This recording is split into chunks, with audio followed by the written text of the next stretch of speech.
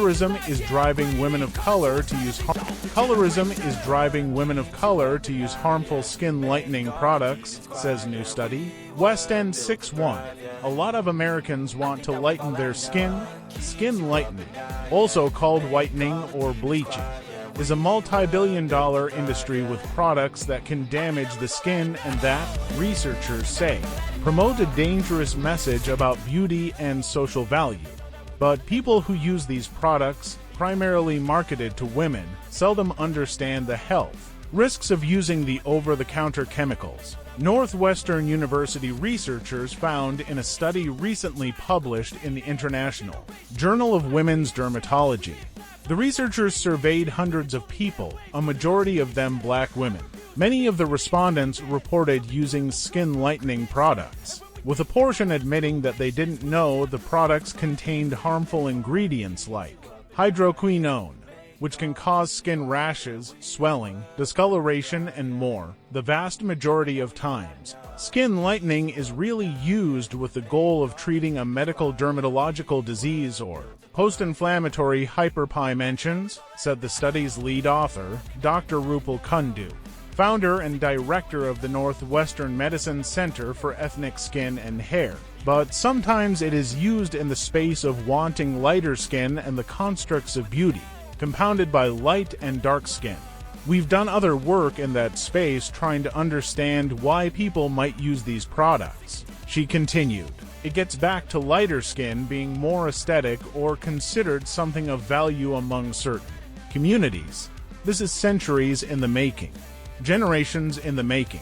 Respondents who used skin lighteners reported experiencing colorism in their lives. Colorism, or color bias, is a system of inequality in which lighter skin on non-white people is considered more beautiful, socially acceptable, and deserving of privileges often denied to people with darker skin.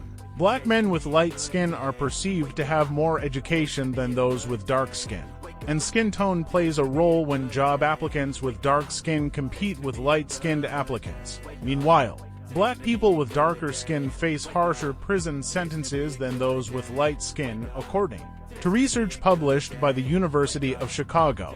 And Northwestern's recent study highlights the health disparities for non-white, dark-skinned people. Although colorism is pervasive among black Americans, such bias is a global issue and exists across nationalities and ethnicities. It has persisted in India for centuries as a result of casteism and colonialism, and in a 2021 Pew Research Center poll of Latinos, several said they faced discrimination and barriers to upward mobility as a result of having dark skin. In Hollywood, starring roles tend to go to light-skinned actors over dark ones. National conversations about colorism have cropped up in recent years, with actors like Zoe Saldana and musicians like Beyoncé and Ice Spice facing backlash for benefiting from colorism in the entertainment industry.